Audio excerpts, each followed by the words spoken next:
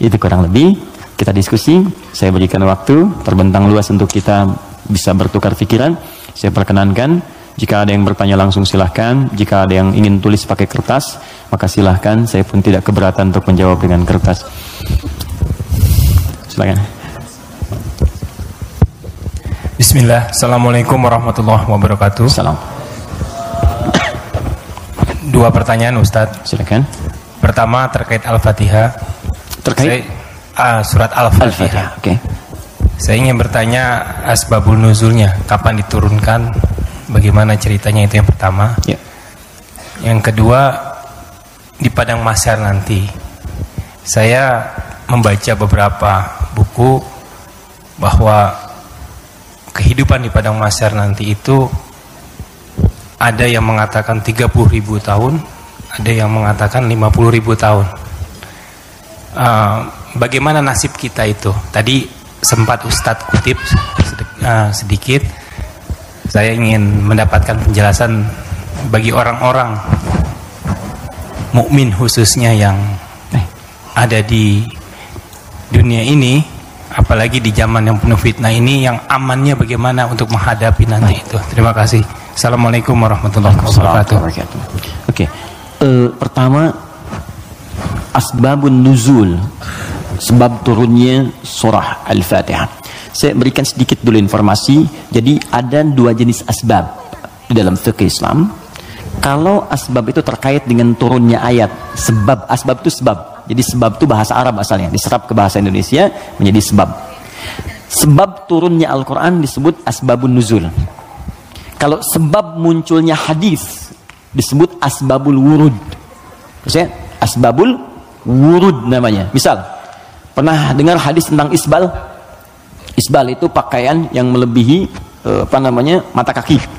Nah, itu apa sebabnya Nabi berkata hadis itu? Sebabnya apa? Nah, sebab namanya asbabul wurud. Dari pengetahuan sebab ini kita akan melihat sebuah kesimpulan hukum. Jelas ya? Baik, sekarang apa sebab turunnya Al-Fatihah? Penting diketahui tidak semua surah dan ayat dalam Al-Quran memiliki sebab asbabun nuzul, sebab turun. Bisa jadi itu sekedar perintah untuk ditunaikan secara langsung. Bisa jadi itu bacaan-bacaan praktek dalam ibadah ketika ibadahnya diperintahkan. Bisa jadi ada sebab turun ketika ada pertanyaan tertentu untuk menyelesaikan sebuah kasus. Al-Fatihah masuk pada bagian yang tidak ada asbabun nuzulnya, tapi menyertai perintah ketika diturunkan. Apa perintahnya? Salat. Diperintah salat ketika diturunkan. Nabi diperintahkan setahun sebelum hijrah, usianya 52 tahun. Jadi usia 53 tahun beliau hijrah kemudian ke kota Yathrib yang kelak menjadi Al-Madinah Al-Munawwarah. 13 tahun berdakwah di kota Mekah. Setelah usia 40 tahun diangkat menjadi Rasul, turunnya surah Al-Alaq. Setelah itu kemudian 12 tahun sebelum hijrah turunlah perintah salat. Saat perintah salat itu diturunkan, mesti ada bacaan yang dibacakan. Maka turunlah kemudian Al-Fatihah di situ. Saat turun di situ, kalimatnya Alhamdulillahi Rabbil Alamin, Ar-Rahmanir Rahim, Maliki Yaumiddin, Iyyaka na'budu wa iyyaka nasta'in, Ihdinas siratal mustaqim, siratal ladzina an'amta 'alaihim ghairil maghdubi 'alaihim waladdallin. Kemudian setelah turun digunakan dalam salat. Saat hijrah ke Yathrib yang kelak jadi Al-Madinah Al-Munawwarah, tiba-tiba si kecil namanya Abdullah, anak laki-lakinya Abbas paman Nabi, beda 3 tahun usianya dengan Nabi. Abbas, anak laki-laki Ibnun, maka sering disingkat Ibnu Abbas. Ibnu Abbas nama aslinya Abdullah. Ingat teman-teman, saya berikan rumus sedikit ya. Kalau Anda belajar hadis menemukan kalimat Ibnu Omar, Ibnu Abbas, itu nama aslinya rata-rata Abdullah. Kenapa dihapuskan nama anaknya dan disebut kemudian nasab ke bapaknya? Untuk memberikan inspirasi kepada orang tua di masa datang bahwa begini cara mendidik anak seperti Nabi mengajarkannya. Jadi kalau anak itu kemudian beramal, orang tua dapat pahalanya. Ya, teman-teman kenal Ibu Umar bin Khattab? Bagus. Oke, baik. Belum ditulis sudah kelihatan kenal Umar bin Khattab, luar biasa. Hari ini spesial. Gak apa-apa mas, saya selesaikan. Tang sendiri, ngajar sendiri, ngaji sendiri, ngapus sendiri. Jamaah tinggal nanya, lihat masuk surga, enak banget. Masya Allah, surga Firdaus lagi. Udah sih, nggak apa. Udah selesai. Ya. Mudah antum ke surga juga. Insya Allah. Bercanda ya, mudah-mudahan nyata. Oke, fokus. Di sini, fokus baik-baik. Yuk. Tadi kita katakan Abdullah misalnya, Ibnun itu anak laki-laki, nggak pakai ini, nggak pakai kepala, gini, Ibnun. Disingkat jadi bin. Bin itu anak laki-laki. Ya, dibuang ininya jadi bin, dipindahkan harakatnya ke sini. Jadi asalnya begini, Ibnun. Kasrah itu sesuatu yang pecah, kecil. Bunyinya lembut, gitu. Ya, makanya perempuan seringkali menggunakan kasrah. Anta, tapi perempuan anti. Ka, perempuan ki. Jazakallah khair. Semoga Allah berikan kepada anda pahala. Ka itu untuk laki-laki. Jazakillah khair itu untuk perempuan. Awas ya, akhwat, penting itu diketahui. Karena saya pernah mengajar pakai batik, pakai peci. Setelah selesai, Ustaz terima kasih memberikan pengajaran. Jazakillah khair, gitu ya. Saya masih pakai peci itu. Ya nggak apa-apa lah gitu. Oke. Nah, ibnatun perempuan. Ibnatun anak perempuan. Ini boleh kita hapuskan. Kalau kita hapus ini, yang depan ini, begini, ini dihapus, maka harokat ini pindah ke setelahnya. Geser. Ini ke sini jadi bi, ini ke sini jadi en, bin. Jelas? Ini kita hapus, pindah harokat ini ke sini, di bi, ini ke sini geser. Bint. Ini bint, maka ini terbuka jadi binti. Ingat? Aisyah binti Abu Bakar. Binti itu maksudnya anak perempuan. Makanya ada Isa bin Maryam. Loh, kok bin Maryam? Betul, Isa anak laki-lakinya Maryam, karena Maryam nggak punya anak perempuan. Jelas ya?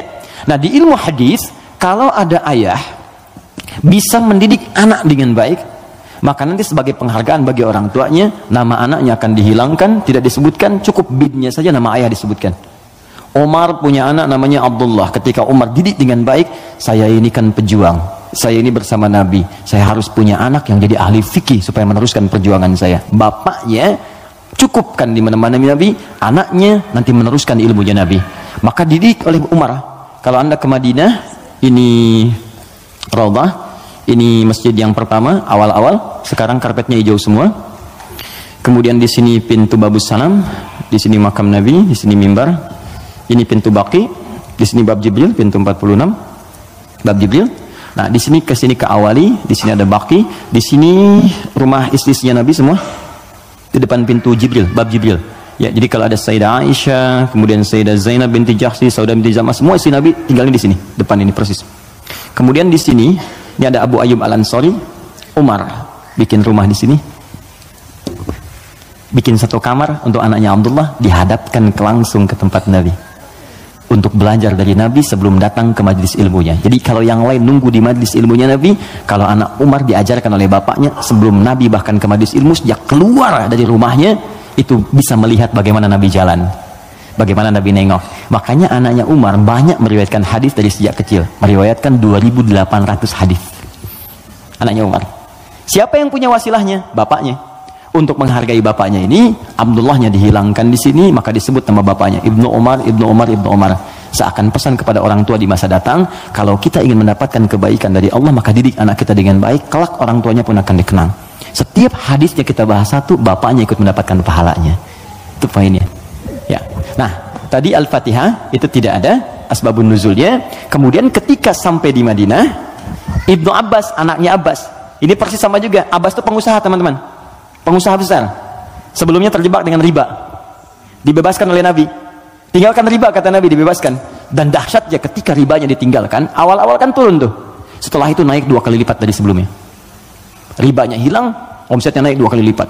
Nah, beliau sadar saya ini sibuk, tapi dibalik kesibukannya, bayangkan loh, paman Nabi, kerabat Nabi, muslim, mukmin bersama Nabi di surga, sibuk berbisnis, tapi masih punya waktu untuk datang ke majlis Nabi. Setiap akhir pekan datang ke majlis Nabi ke Sufah belajar. Karena itu ketika Nabi wafat, Abbas ini sudah mendapatkan 200 hadis. Bayangkan pebisnis hafal hadis 200, itu kan luar biasa.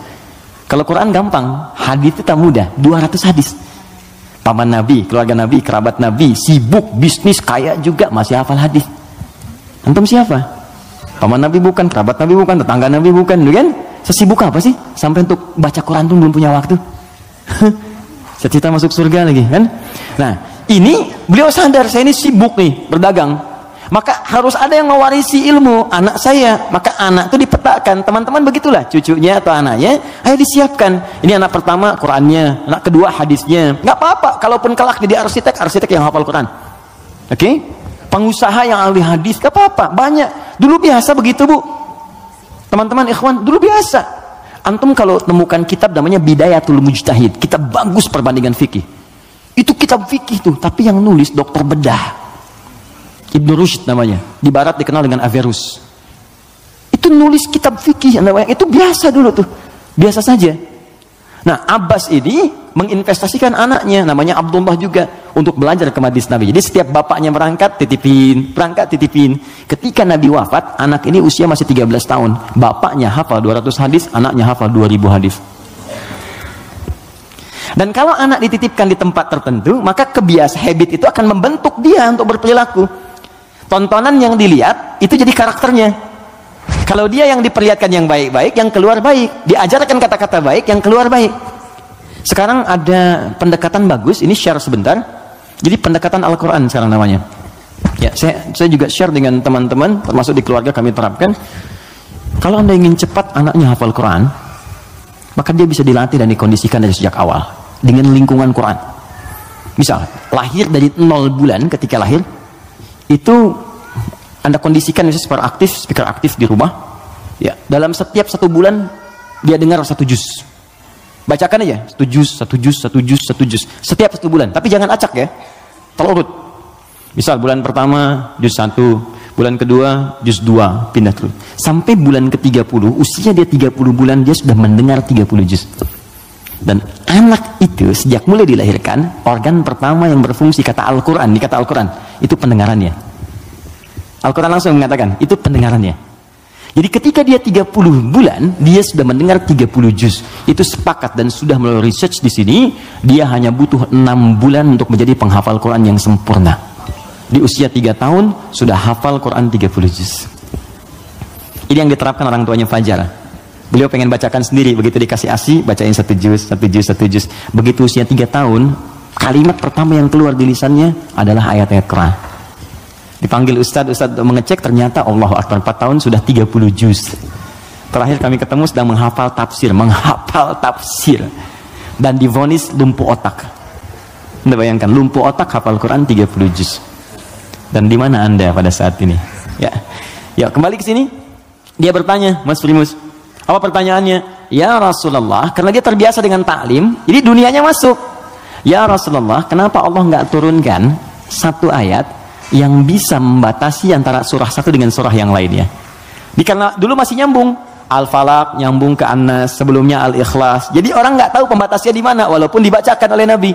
Maka diturunkanlah kemudian Bismillahirrahmanirrahim. Ya, karena pertanyaan anak kecil itu. Dijawab kemudian. Ibnu Abbas tuh sering bertanya, turun jawaban. Al-Baqarah 189 itu turun karena pertanyaan Ibnu Abbas. Ya Rasulullah, kok bulan bentuknya robah-robah, kemarin sabit, sekarang setengah, sekarang bulat betul, kenapa begini? Kenapa jadi ahillah turun? Yas'alunaka 'anil ahillah. Masya Allah. Qul hiya mawaqitu lin-nasi wal hajj. Ibnu Abbas yang tanya, turunlah Bismillahirrahmanirrahim. Sejak turun Bismillahirrahmanirrahim itu, maka Nabi membaca Al-Fatihah dengan 3 cara. 1, dibaca penuh dengan bismillahnya, dijaharkan. Bismillahirrahmanirrahim. Alhamdulillahi rabbil alamin. Ar-Rahmanirrahim. Baca. Baik. Ada yang kadang Nabi bacanya sir, silent. Bismillahirrahmanirrahim. Alhamdulillahi rabbil alamin. Ar-Rahmanirrahim. Ada yang kembali ke awal tadi, nggak dibaca sama sekali. Alhamdulillahi rabbil alamin. Ar-Rahmanirrahim. Maliki yaumiddin.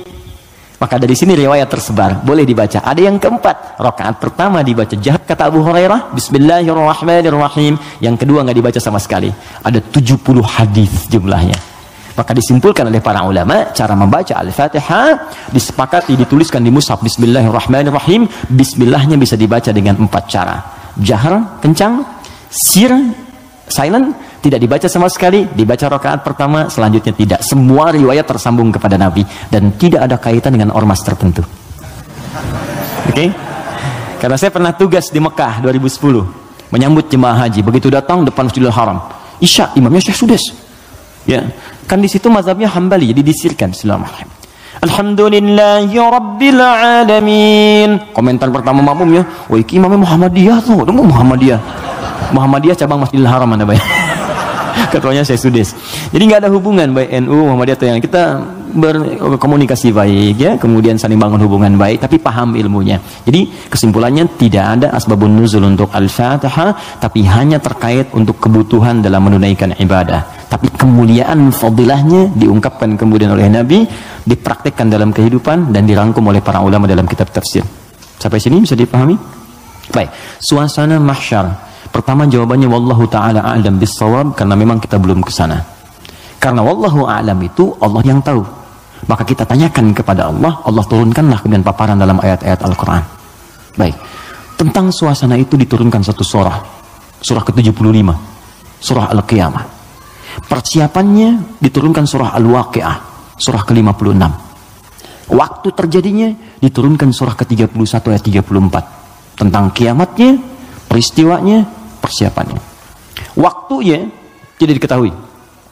Dirahasiakan supaya kita semangat untuk beramal dalam persiapannya.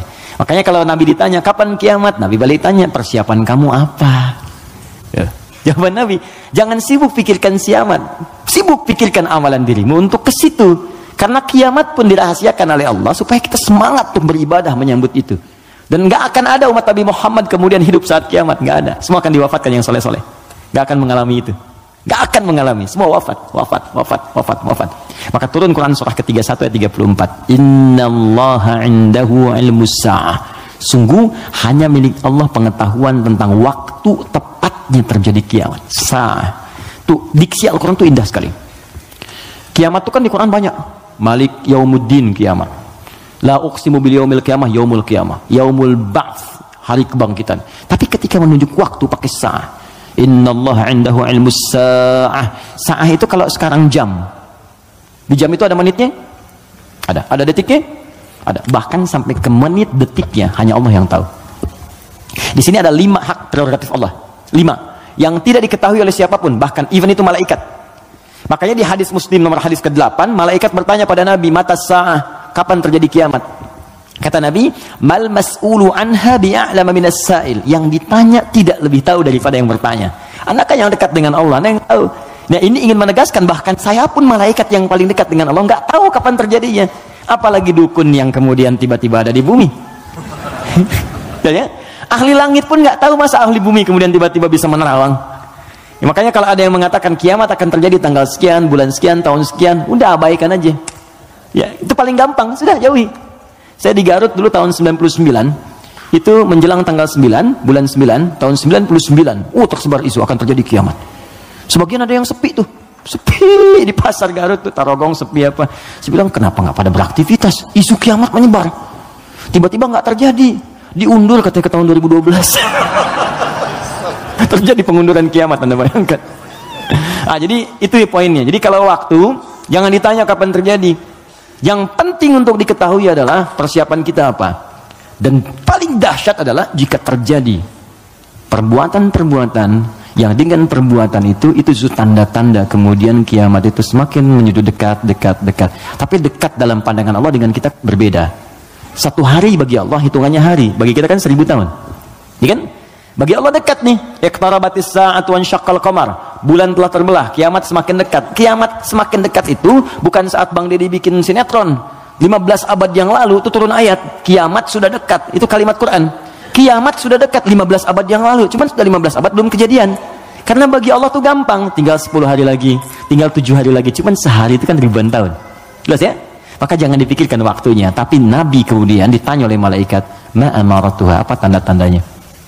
Ya, idza talidal amatu rabbataha, jika sudah budak melahirkan tuannya, wa antaral khufatal arata, ya, jika seorang budak melahirkan tuannya, jika engkau melihat seorang penggembala bertelanjang kaki, telanjang dada, kemudian berlomba-lomba meninggikan bangunan, ya, budak melahirkan tuannya, itu ada yang menyebutkan suasana sudah mulai terbalik.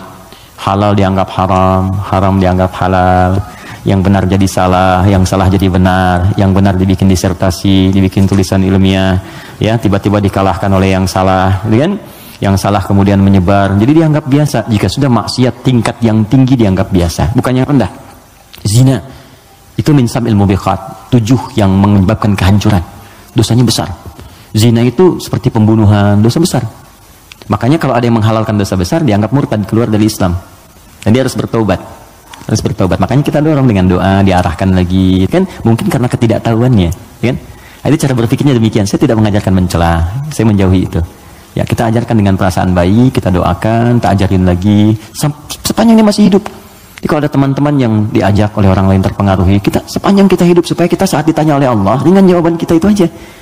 Ya, apa pernah ada Nabi mengharapkan umatnya ke neraka? Tidak. Lantas kenapa Anda memvonis dia sebagai ahli neraka? Alih-alih kita vonis, kenapa nggak kita doakan? Allah itu maha kasih, bukan hanya maha menghukum. Rahmat Allah lebih luas daripada hukumannya. Kenapa sekarang banyak sifat hukuman ditampilkan, kasih sayang dihilangkan? Yalah, doakan, share kebaikan, doakan saudari kita, doakan saudara kita, ajak kepada yang baik. Kalau ada berbuat maksiat, sampaikan. Bukan cuma kamu aja yang pernah bermaksiat. Yang lebih buruk daripada kamu pernah ada, dan dia tobat. Masa orang jahiliyah tobat, kamu yang bukan jahiliyah nggak tobat? Nggak keren ah. Gitu. Bagaimana kalau wafat dalam keadaan maksiat? Apa kamu rela ibumu yang sudah mengandungmu melihat anaknya berbuat seperti ini? Kalau kamu kira-kira punya anak, mau nggak kira-kira anak kamu berbuat seperti ini? Seperti itu aja. Jadi ketika ada seorang minta izin untuk berzina, boleh nggak saya berzina ya Rasulullah? Ya, kata Nabi, bagaimana kalau kemudian ibumu berbuat seperti itu? Bagaimana kalau ibumu dizinai? Bapakmu dizinai? Oh, jangan ya Rasulullah. Ya, itu yang kamu zinai itu boleh jadi kemudian dia ibu bagi anak-anak orang lain. Jadi, seperti itu cara berpikirnya. Jadi kalau kita selalu mengangkat orang untuk mengarahkan pada kebaikan, maka dakwah ini akan semakin luas diterima dalam kemuliaan, dan beban kita pun akan berkurang. Ada saatnya hitam putih itu mesti muncul dalam perkara tauhid. Tauhid itu nggak ada abu-abu, hitam putih. Allah Tuhan, yang lain bukan. Selesai. Tapi fikih itu fleksibel untuk memberikan kemudahan. Sholat nggak bisa berdiri, duduk. Nggak bisa duduk, berbaring. Berbaring sulit, bergerak. Bergerak sulit, berkedip kan? Berkedip sulit, disolatkan. Semua ada turunannya. Ya, selesai sampai tuntas. Oke? Jadi waktu tidak ada yang tahu. Suasana disampaikan supaya kita merasakan dahsyatnya itu. Turun surah Al-Qiyamah. La uqsimu biyaumil qiyamah. Quran surah 75. Wa la uqsimu bin nafsil lawwamah. Kata Allah, saya bersumpah kiamat pasti terjadi. Dan saya bersumpah pada saat itu banyak yang menyesal dan mencela dirinya. Lawwamah itu pencela. Mencela, aduh kenapa saya nggak begini, nyesel saya begini. Sama kayak Anda misalnya punya masalah dengan pasangan, Anda marah-marah sama istri. Setelah itu Anda menyesal, ya kenapa saya mesti marah sih? Kau jelaskan, duduk dengan tenang juga bisa. Kenapa saya marah ya, saya menyesal ya Allah. Tapi biasanya pertama setan akan menghambat kita untuk berbicara dulu, ditahan, jadi diam-diaman gitu. Itu begitu tuh caranya. Itu di Quran ada, dan solusinya juga ada. Dan ada penyesalan setelah itu. Sama ke anak juga begitu. Anak berbuat salah terus kita marah ya. Kamu ini kemarin nggak ngerti mama ya. Tapi setelah itu, ya Allah kok saya marah sih? Ya, kok saya marah sih gitu kan? Nah, itu lawamah namanya. Mencela diri pada sesuatu yang tidak seharusnya terjadi. Hari kiamat lebih banyak lagi. Kenapa dulu saya nggak sholat? Kenapa dulu saya nggak beriman? Kenapa dulu saya begini? Itu kiamat. Dan itu sudah bukan ranah kita lagi. Kata Allah, kalian yang beriman wafat dulu supaya nggak melihat hiruk-pikuk orang. Biarkan mereka sibuk menyesali dengan apa yang telah mereka kerjakan. Karena kamu dakwahi, nggak mau beriman juga. Diberikan 5 kali sehari petunjuk dari bangun tidur sampai tidur lagi. Nih Allah nih, syahadatlah, ayo sholat, ayo beramal. Ini Allah nih, Allahu Akbar, Allahu Akbar. Bahasa Arabnya, ya asyhadu an la ilaha illallah. Kan 5 kali kan? Dari bangun tidur sampai tidur lagi. Sepanjang hidup loh, setiap hari. Kurang apa lagi? Kurang apa lagi? Dan lafaz ini, kenapa disebut adzan? Apa artinya adzan? Panggilan. Apa artinya panggilan? Adzan. Saya memanggil kamu kemarin, saya mengadani kamu kemarin. Tidak. Adzan itu panggilan, tapi bukan sekedar panggilan. Adzan itu seakar juga dengan kata uzun, jamaknya adzan, artinya telinga. Kenapa lafaz ini disebut dengan adzan? Karena Allah menjamin lafaz ini satu-satunya lafaz di muka bumi yang terus akan didengar oleh orang yang masih punya pendengaran di telinganya. 24 jam tidak berhenti. Makanya waktu adzan itu bisa berbeda di setiap tempat. Coba lihat, di sini adzan, nanti setelah saya Bintaro adzan, Tanah Kusir adzan, kan? Jakarta adzan, ke Bekasi adzan, sebelumnya ke Bandung, terus 24 jam. Itu Mesir selesai adzan, Libya adzan, Libya selesai Tunis adzan, Tunis adzan, Maroko adzan. Demikian terus 24 jam diperdengarkan supaya kita nggak punya alasan lagi di hadapan Allah Subhanahu wa taala. Makanya orang-orang yang nggak mau beriman sampai dengan kiamat, dalam persepsi kita umat Islam, nanti yang beriman diwafatkan dulu supaya kamu nggak capek lagi melihat hidup-pikuk mereka. Kamu istirahat aja nanti sampai saat hisab selesai. Jadi begitu kiamat terjadi, kacau semuanya. yang sedang disebutkan di surat Abasa itu, ya, bagaimana seorang yang mengandung tiba-tiba bisa keguguran, ya yauma yafirul mar'u min akhi wa ummihi wa abi wa fasilatihi tuwi, ya, wa man fil ardi jami'a. Semua orang nggak akan ingat, Pak. Kata Al-Quran saking dahsyat, jangankan gini ya, maaf, gempa terjadi, apa Anda masih bisa ingat dengan teman-teman ini? Demi Allah saya katakan, gempa goyang dikit udah keluar, lari semua, masing-masing menyelamatkan dirinya. Dalam bahasa Arab sekali gempa disebut zilzal. Kalau digoyang, idza zulzilatil ardu, sekali. Ya, sekali, kalimatnya sekali. Zulzilatil ardu itu artinya goncangannya menghancurkan yang atas, hancur semua ke bawah. Jelas? Tapi kalau disebutkan 2 kali, kalimat keduanya bentuknya bisa verb, kata kerja, atau juga noun, bisa kata benda. Bisa fi'il, awas, bisa isim, kata kerja atau kata benda. Fokus. Kalau kata kerja diulang 2 kali. Idza zulzilatil ardu zulzilat. Kalau kata benda untuk menunjukkan suasana hancur semua bendanya pakai kata benda zilzal.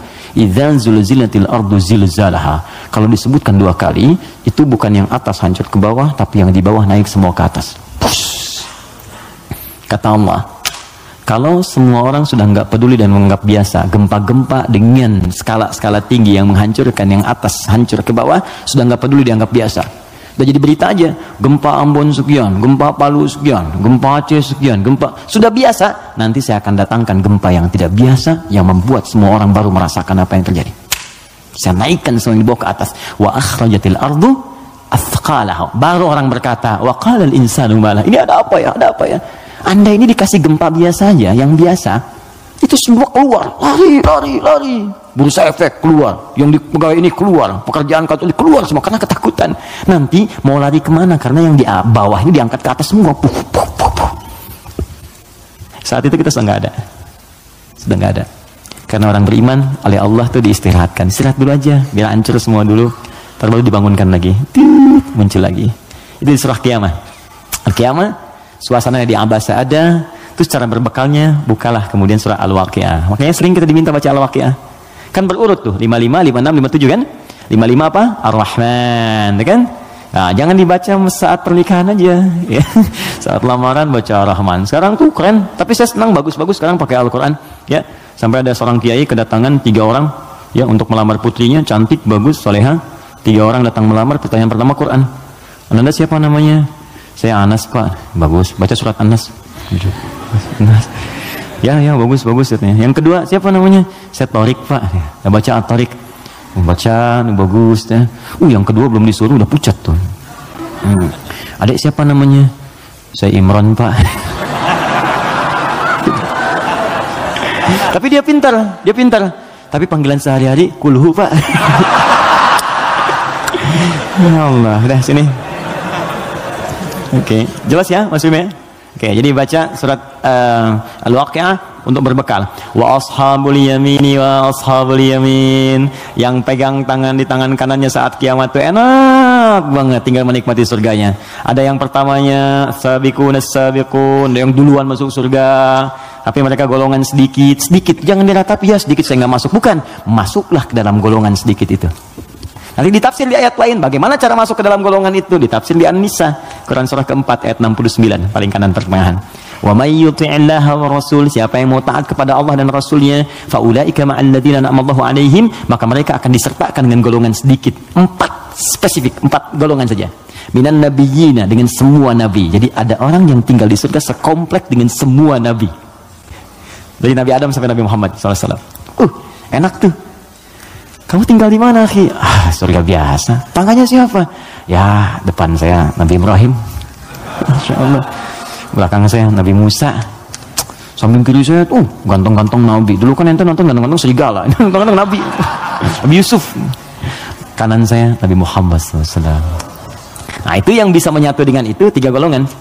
Ya, siapa dia? Siddiqina wasyuhada'i wassalihin. Siddiqin itu orang jujur. Yang dimaksud jujur di sini adalah jujur mempraktekkan bimbingan Quran dimanapun dia berada. Anda misalnya aktif di dewan, kata Quran jujur, praktekkan jujur, benar, jaga kebenaran, tawadhu, sabar, praktekkan semuanya. Sampai wafat gak apa-apa, capek itu wajar. Capek itu emang dunia untuk capek. Dunia itu tidur aja capek. Sementara aja. Nanti kalau sudah selesai, tenang kita. Dunia ini capek, sedang tidur dibangunin capek. Nanti kalau udah selesai, nggak akan bisa dibangunin lagi. Bener? Memang tempatnya capek, baru tidur, bangun lagi. Ntar kalau udah tugas kita selesai, beres, tinggal nunggu aja akhirnya begitu selesai. Wah enak, nggak akan bangun lagi. Kalau udah selesai, dibangunin ya percuma, nggak akan bangun. Nah udah istirahat, waktunya tiba. Nggak apa-apa, capek dulu aja. Ada waktunya kita tinggal menunun dan mendapatkan apa yang kita telah tenun selama ini. Tenun di dunia dan panen saat kita kembali kepada Allah. Makanya orang-orang baik itu saat meninggal itu ditampakkan pahalanya. Sehingga itu ya betul. Nah, jadi saat mendapatkan itu, penampakan pahala, tenang dia, nyaman. Karena nyaman itu udah nggak ingat meninggal. Karena nggak ingat itulah perasaannya tenang, seakan-akan tenang, nggak sadar, udah lepas dari rohnya. Itu ada di Quran di surah ke 89 ya, di 89 di ayat ke-27 sampai 30. Al-Fajr. Ya ayyatuhan nafsul mutmainnah irji'i ila rabbika radiyatan mardiyah. Hei jiwa yang sedang tenang ya tenang aja, tenang ngelihat pahalanya. Banyak ya Allah, alhamdulillah. Lagi tenang begini tiba-tiba diambil ya nyawanya. Selesai. Irji'i ila rabbika radiyatan mardiyah. Cepat pulang ke sini kepada Rabbmu. Aku ridha dengan amalmu, engkau pun akan ridha dengan pemberianku. Fadkhuli fi ibadi, engkau masuk dalam golongan hambaku terbatas. Wadkhuli jannati, aku siapkan surga untukmu dari sekarang. Semoga kita diberikan bagiannya insyaallah. Assalamualaikum Ustaz, Assalamualaikum. Bagaimana caranya untuk mempunyai self control yang baik? Saya merasa saya selalu mendapatkan apa yang saya mau, tapi ada satu kendala sehingga saya tidak bisa mendapatkan hal tersebut. Bagaimana supaya saya bisa mengendalikan ego saya? Baik, ada dua caranya. Pertama, Al-Quran menganjurkan untuk merenungkan setiap tindakan yang kita lakukan, akibatnya akan seperti apa. Merenungkan akibat dari sebuah tindakan disebut tadabbur namanya. Dari dabara, sesuatu yang di belakang, tadabbur. Jadi kalau mau berbuat, difikirkan dulu. Ya. Makanya ada kisos di Islam. Kisos itu diturunkan sebetulnya untuk merenungkan. Sebelum berbuat, rasakan hal yang sama saat Anda kemudian mendapati itu. Turunlah Quran surah kedua, Al-Baqarah, dari ayat 178 sampai kemudian ayat ke 182. Sebelum sampai kemudian di ayat 183-nya untuk puasa. Di rangkaian ayat itu Allah menyampaikan ketika Allah buka dengan kalimat kutiba alaikumul qisasu fil qatla, nanti Allah sampaikan walakum fil qisasi hayatun ya ulil albab. Hei orang-orang yang masih punya pikiran, saya turunkan kisos ini sebetulnya supaya kamu merasakan kalau kamu berbuat begitu bagaimana resikonya. Makanya turun, cubit lagi. Kemudian pukul lagi. Kalau ada yang bunuh lagi. Jadi tahu resikonya supaya merasakan kalau punya akibat begitu bagaimana. Di pelajaran pentingnya bukan karena kisosnya, kata Allah itu bisa menjaga nilai kehidupan. Jadi kalau orang tahu kalau mencoba membunuh akan dibunuh lagi, dia gak akan membunuh. Gitu. Kalau orang tahu rasa sakitnya dicubit, dia gak akan nyubit. Karena itu kata Quran, bahasa paling damainya adalah pikirkan dulu sebelum berbuat. Apa akibatnya? Nah sekarang coba teman-teman yang egonya nggak bisa dikontrol misalnya kan, coba pikirkan dulu.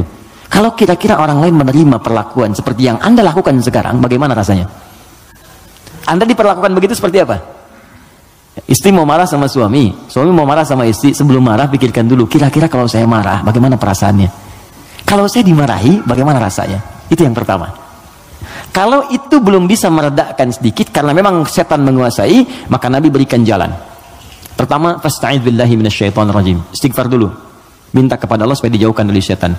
Kalau bahasa doanya, Rabbi inni a'udzubika min hamazati syayatin wa a'udzubika ay yahdurun.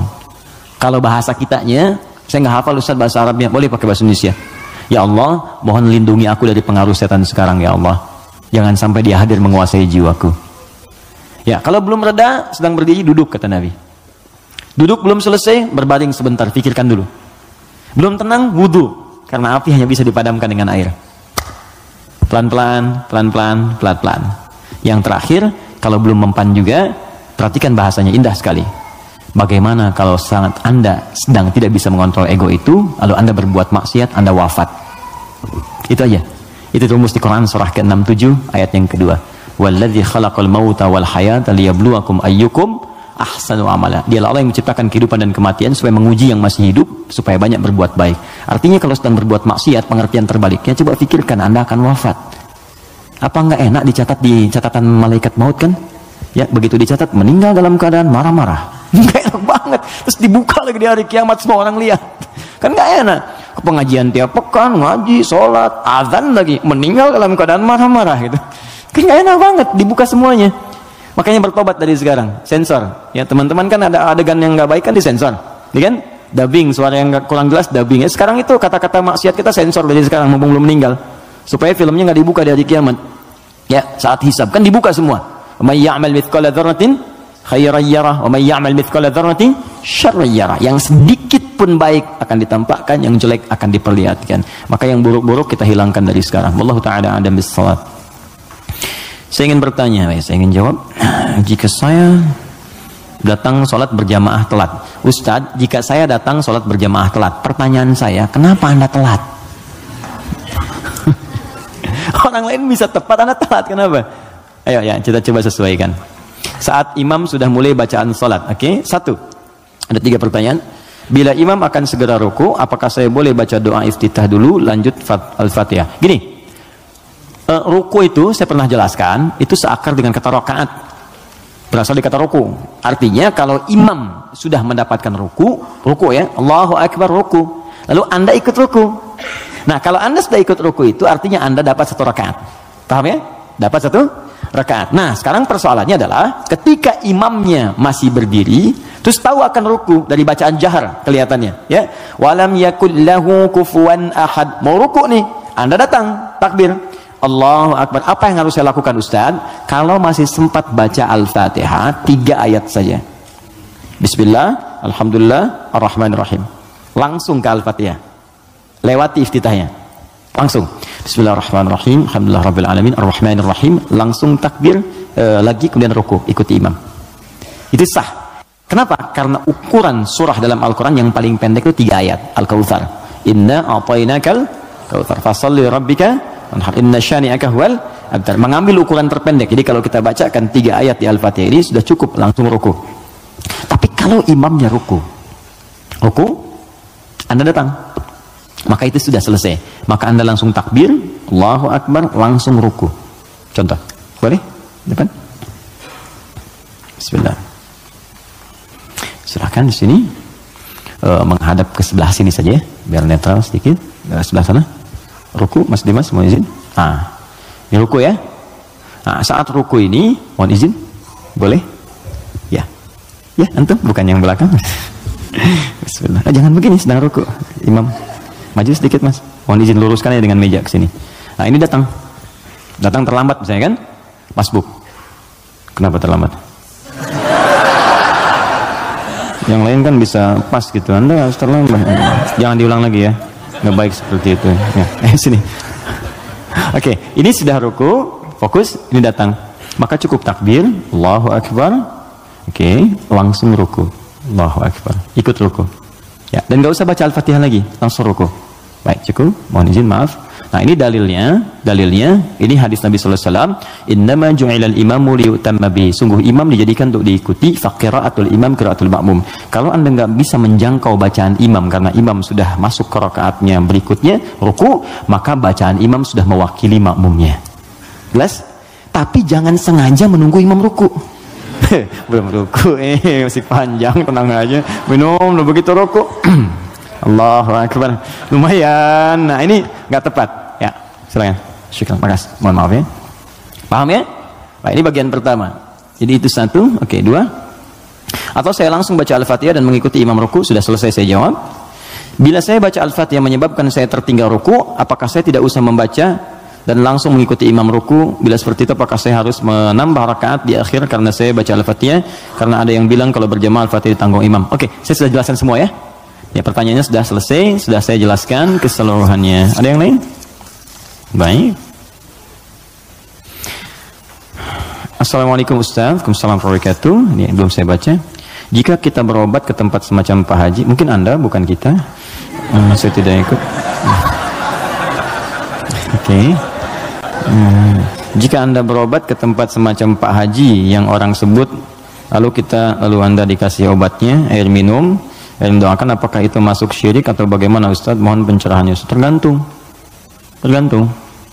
Jika Anda minta doa, tabarruk dengan doa itu, wasilah supaya mohon berdoa, didoakan kepada Allah. Anda bisa berdoa sendiri, minta ya, dan bisa saling mendoakan. Nabi kadang saling mendoakan dengan sahabat, doakan. Bahkan Nabi minta dibacakan oleh Abdullah bin Mas'ud Al-Quran. Abdullah bin Mas'ud datang sini, coba bacakan surat ini. Kata Abdullah bin Mas'ud, ya Rasulullah, Anda kan yang Nabi, tapi saya ingin mendengar bacaanmu. Sesama sahabat saling mendoakan, biasa saling ketemu, doakan, itu biasa. Dan boleh, adabnya boleh. Anda ketemu ulama, minta doa. Dulu kami begitu, bertemu ulama, minta doa, Syekh, doakan kami. Sekarang agak beda, orang ketemu Ustaz, minta foto. Ketemu ulama, minta selfie deh. Lengkapilah dengan doa yang ditempatkan di hati, itu doanya. Ya, doanya, minta doa kebaikan. Nah, boleh Anda silahkan kalau datang. Itu dalilnya diantaranya Quran surah ke-5 tadi ayat 35. Ya ayyuhalladzina amanu taqullaha wabtaghu ilaihil wasilah. Hai orang-orang beriman, tingkatkan takwamu kepada Allah, cari wasilah untuk mendekat kepada Allah. Apa diantaranya? Kisah yang paling tepat untuk menjawab ini adalah tentang Al-Fatihah itu. Jadi ada seorang yang sakit tadi, ya, kepala suku di Arab, sakit kemudian zaman itu, lalu dia minta kepada para sahabat, ngutus ajudannya, ya, untuk bertanya ada nggak yang bisa menyembuhkan. Kata sahabat, Allah yang sembuhkan. Datang didoakan dengan baca Al-Fatihah. Itu kan paling gampang. Ketika didoakan itu dengan baca Al-Fatihah, sembuh. Saat sembuh itu dikasihlah kemudian kambing beberapa ekor. Takut, dibawalah kepada Nabi. Ini indah sekali. Dilaporkan kepada Nabi karena takut kambing itu gratifikasi. Tuh, ini bagus sekali. Jadi takut nih, saya takut salah nih, dibawa ke Nabi. Nabi, tadi ada orang sakit, terus minta bantuan. Saya ingat ajaran Anda, baca Al-Fatihah, saya bacakan. Habis itu dikasih kambing begini. Nabi langsung senyum, ketawa, tabassama dhahikan. Gitu kan? Kurang lebih. Kata Nabi, tahu dari mana engkau Al-Fatihah bisa punya manfaat seperti itu? Maka kata Nabi, bagikan kambingnya, coba berikan aku bagiannya. Maksud Nabi, yuk kita nikmati sama-sama itu. Silahkan kita nikmati, syukur kepada Allah Subhanahu wa Ta'ala. Ini artinya dalil yang membolehkan kita datang minta doa misalnya. Ya, ke orang soleh, ulama. Tapi syaratnya kita pun berdoa dulu, minta sama Allah. Minta. Lalu Allah lebih senang kita minta kepada Allah dengan bahasa hati kita. Setelah itu kita berwasilah minta pada orang soleh yang baik, minta kebaikan, lalu dia doakan kepada kita semua. Jelas sampai sini? Baik. Kalau ada yang khusus, semacam tertentu, ada pengaruh jin atau apa, biasanya dia diangkat tuh. Mengangkat sesuatu yang bukan dari tempatnya. Ini bukan dari tempatnya, saya angkat. Ini spidol, tempatnya bukan dalam gelas. Lalu saya angkat. Jin tempatnya bukan di tubuh kita angkat. Bahasa Arabnya raka, ya, raka atau raka yaraki tarqiyatan wa ruqyatan, maka disebut ruqyah namanya. Terus ya, ada ruqyah itu macam-macam, ada yang dengan bacaan saja, ada yang dengan air misalnya, air terus diminum, ya. Ada yang dulu ruqyah terkenal sekali, orang soleh, dia sakit, punya anak sakitnya lumpuh semua. Nah, begitu lumpuhnya orangnya baik sekali, kesolehannya nampak pada prasangka baiknya. Jadi semua yang datang prasangka baik aja. Malam-malam, Bu, bayangkan ada perampok datang tengah malam. Ini kisah ini sangat populer sekali. Perampok serombongan datang ke rumahnya. Karena prasangka baik ini dikira mujahid fisabilillah mampir. Dulu kan bukan kayak kita sekarang kan, rombongan mujahid dengan ini kan nggak kelihatan tuh. Malam-malam datang dikira mujahid. Begitu dibuka pintu, oh ahlan wa sahlan mujahid, masya Allah, silahkan masuk. Bayangkan perampok disuruh masuk. Disebut mujahid fisabilillah, datang. Akhirnya apa yang terjadi? Silahkan, duduk dulu, istirahat dulu, mandi dulu. Dimintalah berwudu semua. Tolong para mujahid silahkan berwudu dulu. Ya, wudu. Supaya apa? Salah satunya, ternyata di bawah keran itu dia simpan bejana untuk menampung air wudu mereka. Ini kisah nyata, benar terjadi. Jadi bukan rekaan, di kisah nyata sampai riwayat kepada kita dan valid riwayatnya. Jadi orang-orang salaf dulu. Di begitu air wudunya tumpah ke situ, dan dia melihat orang-orang perampok tadi, kok ada anak ini nggak bangun. Ya kata mereka ke bapak tadi, ini siapa? Ini anak saya, dia kena lumpuh katanya. Oh gitu, udah duduk, dijamu dengan makan semua. Udah rapi, suruh wudu, makan, pulanglah mereka. Nah, begitu pulang, ini yang menarik. Beberapa pekan kemudian datang lagi. Dibuka lagi mujahid, katanya masya Allah.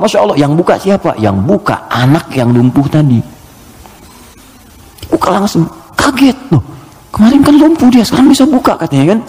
Lalu bapaknya keluar nyambut lagi, mujahid, masya Allah. Kami meraih keberkahan dari jihad Anda, Anda bayangkan. Karena positif thinkingnya. Bertanya, ini kenapa bisa sembuh? Air wudhu, masih ingat gak air wudhu yang pernah engkau pakai itu dalam wudhu itu? Saya mandikan kepada anak saya, dengan izin Allah sembuh dia. Perhatikan ketika seorang berprasangka baik kepada Allah Subhanahu wa Ta'ala, akan berubah segalanya. Lalu perampok tadi kemudian terjatuh semuanya, nangis tersungkur, sujud di hadapan Allah Subhanahu wa taala, nangis tobat di situ. Sebetulnya kami bukan mujahid, kami perampok katanya. Dan sebagainya. Tobat. Jadi bayangkan hanya dengan wasilah anak yang lumpuh dalam keadaan tadi dia menjadi mulia seluruhnya. Ya. Tapi ingat Syekh Hashim Muhammad Hashim bin Asy'ari Hadratus Syekh pendiri Nahdlatul Ulama. Beliau mendirikan NU tanggal 31 Januari ya 1926. Itu beliau dirikan NU, punya kitab 19 kitab. Di kitab kedua namanya Risalah Ahlus Sunnah wal Jamaah. Di halaman yang ke-12 paling kiri sebelah bawah. Ya, itu beliau sampaikan begini. Hati-hati. Wa minhum al-abahiyuna, hati-hati ada aliran yang menyimpang di tanah Jawa. Itu diungkapkan di tahun 1333 Hijrah. Sekarang 1431. Sudah berapa tahun? Ya, kurang lebih 100 tahun lah ya. Kurang lebih 100 tahun. Kata beliau, ada aliran abahiyun. Siapa itu? Tokohnya itu ahli zikir. Zikir. Tapi cara zikirnya melahirkan kesimpulan yang menyimpang. Apa kesimpulannya? Kalau sudah dekat dengan Allah, fala yantabiqu alaina al-amru wan nahyu. Kalau sudah merasa dekat dengan Allah dengan zikirnya, maka sudah tidak berlaku lagi perintah dan larangan. Di sholat sudah nggak berlaku lagi karena sholat itu masih latihan. Kalau zikir sudah dekat dengan Allah, nggak usah sholat lagi. Maka kalau Anda menemukan yang seperti ini, kata beliau, jauhi, karena itu mengajak pada kesesatan. Anda datang tiba-tiba, ya mungkin panggilannya kiai gitu kan, ya pakai jubah lebih lebar daripada Batman, kadang-kadang kan tertukar lah sekarang atribut kiai dengan dukun itu disama-samain, ini susah gitu kan. Pakai datang Anda konsultasi, nanya, Anda nggak tahu, karena nggak tahu itu, tiba-tiba waktu zuhur tiba, Allahu Akbar, Anda tanya, Pak Yai kok nggak sholat dulu kita? Ada ini, kalau Pak Yai fisiknya di sini, rohnya sedang sholat. Kalau yang seperti itu tandanya dukun, tinggalkan, jauhi. Ya, kata beliau disebut sesat, kata beliau ya. Ada kawan kami titip pertanyaan, baik titipkan jawaban kepada beliau. Dulu dia pencaharian utamanya jadi bandar judi. 2 tahun lalu dia tobat, alhamdulillah, mau hijrah. Dia membuat bisnis kain yang bidangnya halal, sembako. Tapi sumber modalnya masih dari sumber judi. Waduh. Ya. Pertanyaan, apakah bisnis sembako tersebut otomatis haram juga? Jika ya, bagaimana cara membersihkannya? Sedangkan itu mata pencarian dia satu-satunya. Quran surah ke-51 ayat 22. Paling kanan pertengahan. Wa fis samai rizqukum wa ma tu'adun. Hei seluruh manusia, sebelum engkau lahir, rezeki kamu telah aku tetapkan di langit dan aku janjikan akan diberikan. Kaidah pertama. Dikata Allah, rezeki kita itu sudah teratur, nggak akan tertukar. Nggak akan tertukar. Ada putri yang tertukar, ada menteri yang ditukar, tidak ada rezeki yang tertukar. Rezeki nggak ada yang tertukar. Jadi ini pun memberikan pesan kepada kita, jangan pernah mencuri. Jangan pernah mencuri karena buang-buang energi. Ya mohon maaf, nggak akan pernah rezeki kita diambil orang, pasti balik. Pasti balik. Hanya ada rezeki orang dititipkan pada kita, itu ada. Ada. Ini rezeki saya bukan minuman ini? Bukan. Rezeki saya itu kalau sudah masuk ke dalam kerongkongan saya. Mungkin ini rezeki orang, cuman di atas namakan saya saat ini ada di sini. Kalau saya nggak minum, kan yang minum orang lain. Bisa Mas Dimas, bisa yang lain dan sebagainya, gitu kan? Oke, jadi yang pertama, jangan pernah kita berpikir untuk berbuat curang demi mendapatkan rezeki. Karena dengan yang baik pun akan dapat. Kalau Anda bisa mendapat dengan cara yang halal, kenapa mencari dengan cara yang haram? Paham ya? Makanya Allah batasi kita, jangan cari yang haram, rugi nanti kamu. Ya sudah, harus dikembalikan lagi kepada yang berhak. Setelah itu menderita juga. Coba bayangkan, bukankah kalau ada orang yang korupsi, ketahuan, ditangkap dia, dikembalikan lagi kemudian apa yang didapatkan? Karena TPPU, ya tindak pidana pencucian uang, diambil semua kan? Itu saking sayangnya Allah, jangan menyebar rezeki yang haram, ambil semua, ambil semua, ambil semua. Bahkan yang telah diinvestasikan pun tarik lagi, tarik lagi. Kenapa? Karena ini bersumber dari yang haram. Kalau yang haram berproses terus dipakai lagi kepada yang lain, maka haram akan menyebar keharamannya. Maka yang pertama, jangan takut kehilangan rezeki. Jangan takut, karena semua akan diberikan sesuai dengan janji Allah. Nah, bagaimana cara kita mendapatnya? Turunlah Quran surah ke-2 Al-Baqarah ayat 168, paling kanan sebelah bawah. Ya ayyuhan nasu, hai semua manusia, kulu mimma fil ardi halalan thayyibah. Tuh. Hai semua manusia, kalau ingin dapat rezeki maka kerja. Ayo cari makan. Allah cuma minta bergerak aja, kerja. Kalau ada keluar dari diri kita untuk bekerja, bergerak aja, rezeki turun. Silakan kreatif, sekarang banyak kreativitas. Ada yang dengan peluit, 2.000, makasih Pak. 5.000, makasih Om. 10.000, makasih Bos. Tuh, dia jadi bos Anda tuh. Itu aja, sehari dapat berapa gitu. Ya.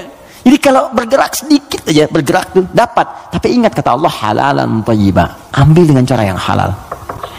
Nanti yang halal itu kalau Anda dapatkan thayyibah, cari yang dibutuhkan. Ini yang kedua, ini yang sering banyak salah.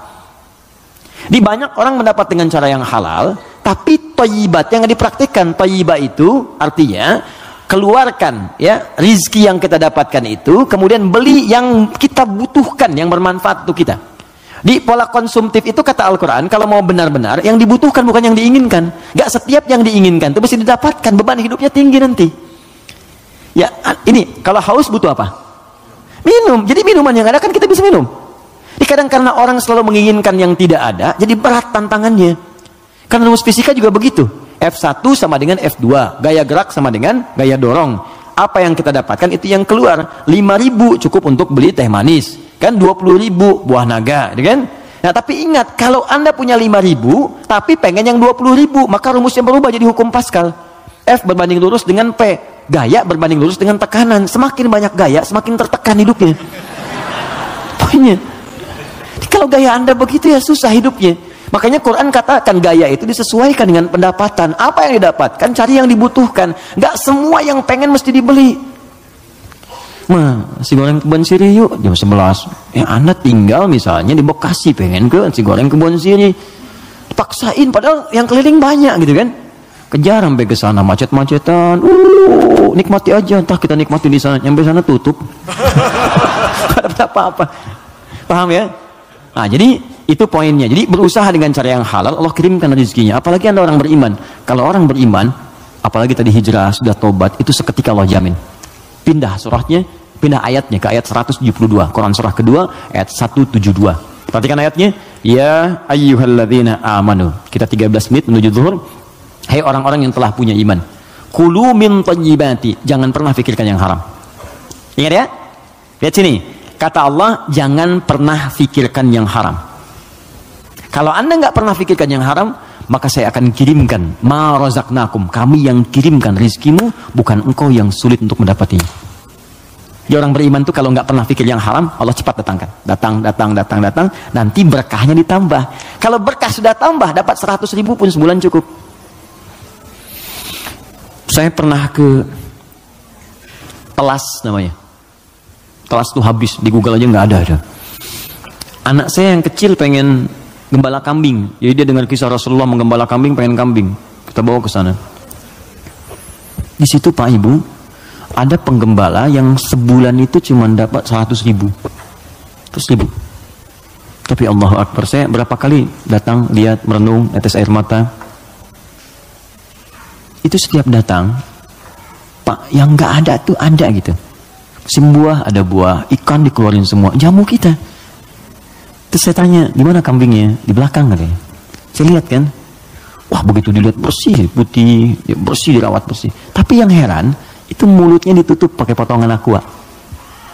Yang ada yang setengah liter itu kan, yang ditutup itu cukup ke mulut kambing. Terus saya tanya, ini kenapa ditutup? Ini sakit kambingnya? Bukan sakit Gus katanya, bukan sakit. Kenapa?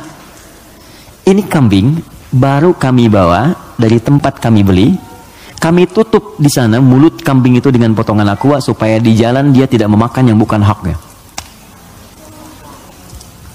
Itu saya berhenti dan keluar air mata saya. Saya bilang, saya mengajar hampir tiap waktu, kamu yang praktikkan. Banyak orang mendapat surga tapi Anda yang paling layak. Saya tutup mulut kambing ini supaya nggak makan yang bukan haknya. Banyak orang hadir taklim, menjaga lisannya begitu sulit.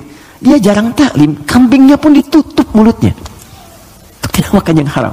Makanya rizkinya Allah kirimkan. Banyak 100.000 gitu. Gak pernah mengeluh ceria gini. Ada lagi orang penghafal Quran. Wah itu dahsyat itu juga. Jadi kalau Anda kunjungi, isinya akan berkata, Alhamdulillah ya Allah Ustaz, Allah tuh baik sekali. Abi diberi rezeki banyak banget. Banyak tuh sebulan dapat 500.000. Banyak banget. Kalau Anda kunjungi itu ikan keluar, buah keluar. Apa kerja istrinya? Ngambil suluh di sawah, duduk, bikin, nyiapin ini. Tahu Anda? Istrinya hafal Quran 7 riwayat. Suaminya 30 juz. Anak-anaknya hafal Quran semua. Kalau kita membangun kedekatan dengan Allah tuh, yang lain kecil lah. Kecil. Bahkan saat harta itu datang tuh kita malah sibuk, nggak pakai itu gitu. Dah, kasih. Saya tuh kalau belajar ulama kita dulu tuh, Masya Allah. Ya, Kiai Haji Nur Ali tuh, di Bekasi ada jalan Kiai Haji Nur Ali. Itu Pak, Ibu kalau taklim beliau ada amplop datang tuh kasih banyak tuh. Itu nggak banyak orang tahu. Malamnya dijajarkan begini. Santrinya dikumpulkan. Buka katanya, buka. Ada yang 5.000, yang 1.000, 10.000 sebagainya. Itu nggak pernah diambil oleh beliau. Kata beliau, ini 10.000 tolong berikan ke madrasah sana. Yang 5.000 wanana yatim. Yang 1.000 janda-janda sekitaran ini. Santuni semua. Hidupnya berkah. Jangan takut kalau Anda bisa mendapatkan yang baik, kenapa mesti berjudi? Nah, kalau Anda bisa berbuat yang halal, kenapa mencari yang haram? Kalau Anda bisa jadi orang soleh, kenapa berbuat salah? Tinggalkan yang buruk tadi. Nah, kalau pernah bertobat dan hijrah, alhamdulillah, pertahankan tobat dan hijrah itu. Hijrah itu artinya meninggalkan total yang buruk-buruknya. Termasuk tadi hasil judinya, yang dipakai modal. Jangan dipakai modal. Sudah, keluarkan. Bagaimana cara mengeluarkannya? Cara mengeluarkannya adalah berikan kepada yang sosial yang umum sifatnya. Setelah itu Anda coba bekerja. Kalau memang nggak ada sama sekali, Anda bisa gunakan itu untuk sementara, untuk mendapatkan sesuatu yang lebih baik. Jadikan misalnya cari kerja, untuk dapat kerja itu boleh dalam keadaan darurat. Nanti setelah mendapatkan yang baik-baik, cukup itu, ini keluarkan. Sambil pertambah sedekah, tambah infaknya, keluarkan zakat kalau sudah masuk ke dalamnya. Itu seperti itu akan menutup yang kurang-kurangnya. Walakum ru'usum ma qad salaf. Ya, yang dulu-dulu akan ditutup oleh Allah. Sudah selesai semuanya. Yang sekarang akan dibuka. Tapi kalau Anda jadikan andalan itu, maka itu tetap akan menanam perasaan buruk di dalam jiwa kita. Jadi kalau harta kotor itu masuk ke dalam tubuh kita, jadinya begini. Quran surah 6 ayat 25. Wa fi adhanihim waqra. Dia akan beredar dengan darah. Kalau masuk ke telinga, jadi daging, dia akan menutup sumber kebaikan. Kalau ke mata, awas. Wa ala absarihim ghishawah, akan menjadi penghalang.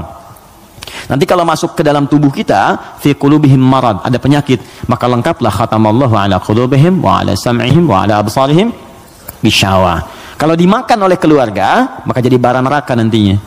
Andanya mungkin merasa biasa, anak-anak mulai sulit diingatkan sholat, mulai sulit baca Al-Quran, mulai sulit menghafal dan sebagainya. Maka saran saya, kita doakan, kemudian kita support, jangan jadi cerita. Siapa teman kita itu yang konsultasi kepada kita? Doakan. Anda apa? Support. Makanya persaudarakan. Saya tuh bingung, orang Islam sekarang hidupnya masing-masing, kenapa sih? Kenapa nggak bersaudara? Nabi itu kan mempersaudarakan.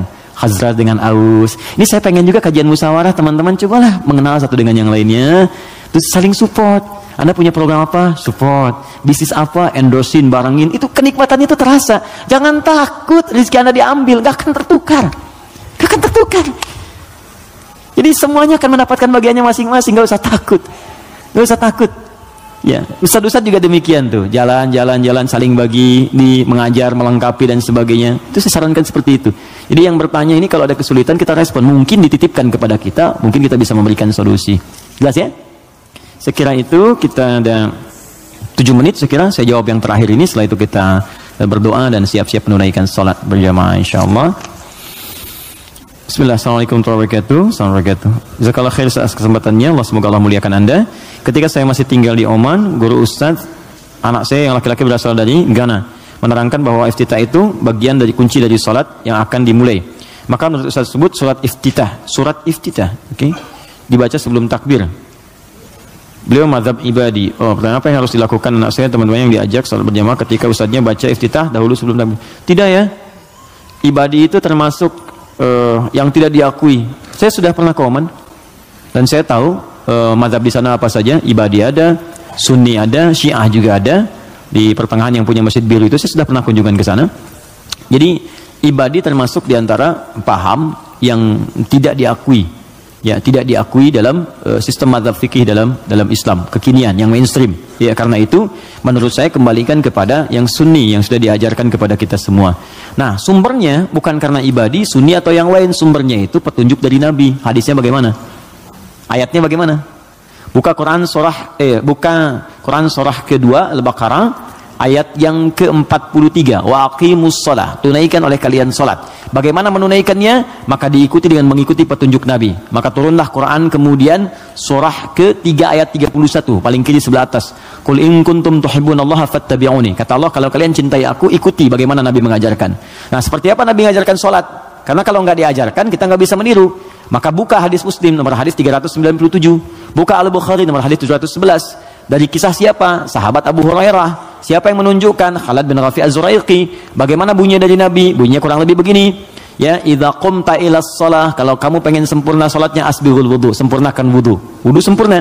Wudu dulu. Tsumastaqbilil qiblah, menghadap ke arah kiblat. Menghadap ke kiblat. Fakabbir, kemudian bertakbir. Setelah takbir diajarkan baca iftitah. Ada 9 jenis doanya. Ada yang pendek, ada. A'udzubillahi samil alim minasyaitonir rajim, ada. Ada misalnya yang gabungan, ada yang agak panjang, Allahumma ba'id baini wa baina khataayaya, ada yang Allahu akbar kabira walhamdulillahi katsira subhanallahi bukratan wa asila. Ini satu doa. Satu doa. Kalau Anda bacakan lagi wajjahtu, itu doa-doa digabungkan jadi satu. Ya. Ada 9 jenis doa iftitah itu, panjang sekali. Yang panjang, pendek. Kenapa ada pendek, menengah, panjang? Supaya sesuai kondisi. Jadi kalau kita sedang buru-buru di perjalanan, di airport misalnya, atau di stasiun, kita sedang menunggu misalnya kereta atau pesawat sedang tunggu, jangan yang panjang-panjang, yang sedang aja yang pendek. Allahu akbar kabira alhamdulillahi katsira subhanallahi bukratan wa asila, langsung Al-Fatihah, kan? Atau kita bacakan a'udzubillahi samil alim minasyaitonir rajim, dah langsung Al-Fatihah. Ya, pendek sekali. Pendek sekali. Ya, jadi begitu kita kemudian bacakan, masuklah Al-Fatihah. Tsumaqra Fatihatul Kitab, kemudian baca Al-Fatihah. Tsumaqra ma tayassara minal Quran, kemudian bacakan apa yang paling ringan yang bisa kita bacakan. Surat pilih setelah Al-Fatihah. Tsumma falyarkas, setelah itu kemudian kamu ruku. Ya, hatta tatma'inna raki'an. Jangan dulu kamu bangun sampai kamu tenang rukunya. Semuanya lengkap. Dijelaskan dari awal, dari wudu sampai salam selesai. Dan tidak pernah dijelaskan oleh Nabi baca iftitah sebelum takbir. Ya, iftitah itu tempatnya setelah bertakbir. Takbir baru iftitah. Adapun Anda ingin baca bismillah sebelum takbir, boleh mengambil hadis umum. Apa hadis umumnya? Kullu amrin dzibalin la yubda'u fi bismillahirrahmanirrahim fa huwa abtar. Setiap perbuatan baik yang tidak dimulai dengan bismillah maka terputus nilai pahalanya. Ustaz, tapi kan Nabi nggak contohkan. Tahu dari mana? Nabi nggak contohkan. Itu bukan nggak dicontohkan, saking jelasnya nggak usah dicontohin lagi. Paham? Pernah Anda lihat Nabi makan apel baca bismillah? Pernah Anda lihat Nabi baca pakai pakaian baca bismillah? Tidak ada hadis contohnya. Tapi kalimat umumnya ada. Untuk makan, baca bismillah, makan apa saja. Gak usah dirinci. Jadi semua perbuatan baik itu dalilnya. Jelas ya? Tapi sholatnya dibuka dengan takbir. Baru dimulai hukum sholat itu saat dibuka dengan takbir. Ditutup kemudian dengan salam. Kalau digoda setan, ta'awudz ada. Fasta'idz billahi minasyaitonir rajim. Makanya ada orang sebelum sholat baca ta'awudz. Ada yang baca An-Nas. Karena dia berdoa minta supaya setan dijauhkan dari pengaruhnya saat sholat. Paham di sini? Baik ya, saya kira seperti itu yang kami terangkan, semoga ada manfaatnya. Kalau apa yang saya sampaikan ada benarnya, itu hanya titipan saja dari Allah untuk diamalkan. Tapi kalau salah, berarti memang mutlak dari kekurangan ilmu yang Allah titipkan kepada saya. Anda bisa share kembali dengan ustadz-ustadz yang lain, belajar dengan mereka, dan dapatkan nilai-nilai kebaikan yang kiranya bisa menambah wawasan kita semua. Pesan saya, jangan saling mencela, jangan saling merendahkan, belajar yang baik, saling tolong-menolong dalam kebaikan, bersahabat yang baik. Mungkin itu yang bisa memberikan hidayah dalam hidup kita.